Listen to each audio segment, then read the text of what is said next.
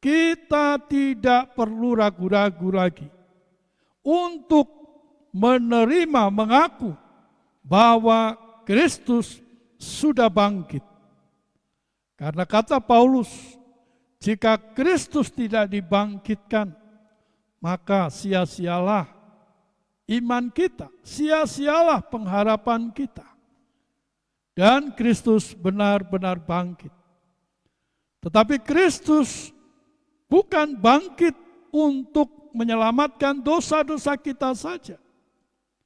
Tetapi kebangkitannya dan karya agungnya ini sungguh nyata juga dalam kehidupan umat manusia dalam segala persoalannya.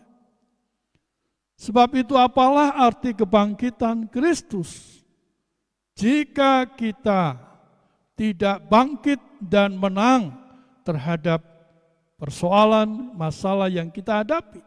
Apa artinya? Tetapi sungguh Dia sudah memberikan kemenangan.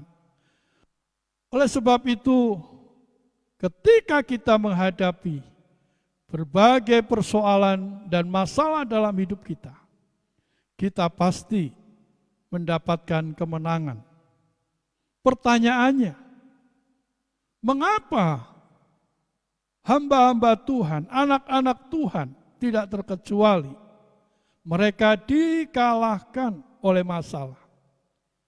Kebangkitan Kristus adalah kemenangan atas kematian. Tetapi kebangkitan Kristus juga adalah kemenangan atas segala masalah yang dihadapi oleh setiap kita. Kita baru saja membaca bagian ini, bagaimana Tuhan Yesus bersama-sama dengan murid-muridnya ada dalam satu perahu, ada dalam satu bahtera. Saya mau katakan bahwa bahtera di sini berbicara tentang banyak hal. Dia bisa berbicara tentang bangsa negara ini. Dia bisa berbicara tentang keluarga kita. Dia bisa berbicara tentang pekerjaan kita, karir kita, bisnis kita. Dia bisa berbicara tentang tubuh kita.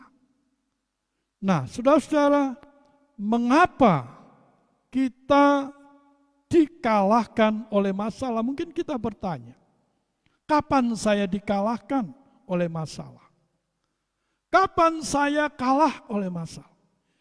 Lalu ia berkata kepada mereka, mengapa kamu begitu takut? Mengapa kamu tidak percaya?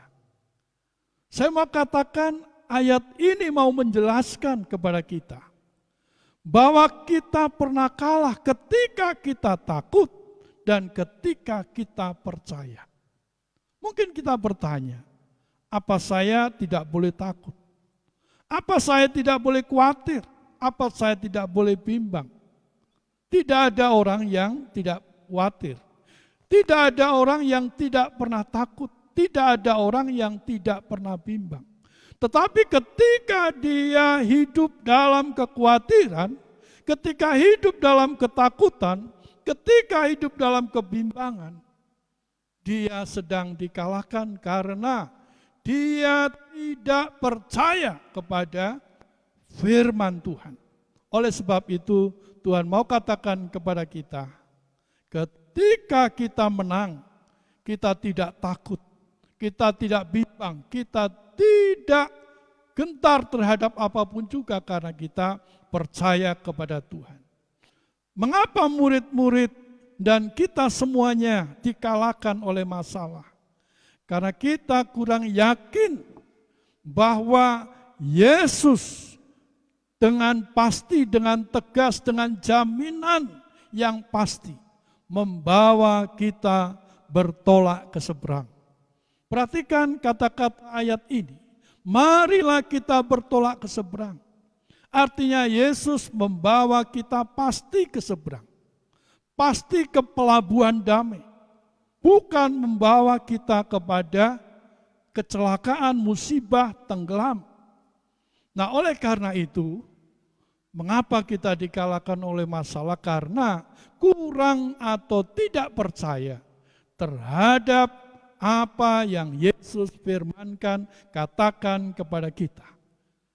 Ketika ada badai sedikit, ketika ada masalah sedikit, kita lupa bahwa Yesus pernah berkata dan mengajak perahu keluarga kita, perahu bangsa ini, bahtera pelayanan kita sampai seberang.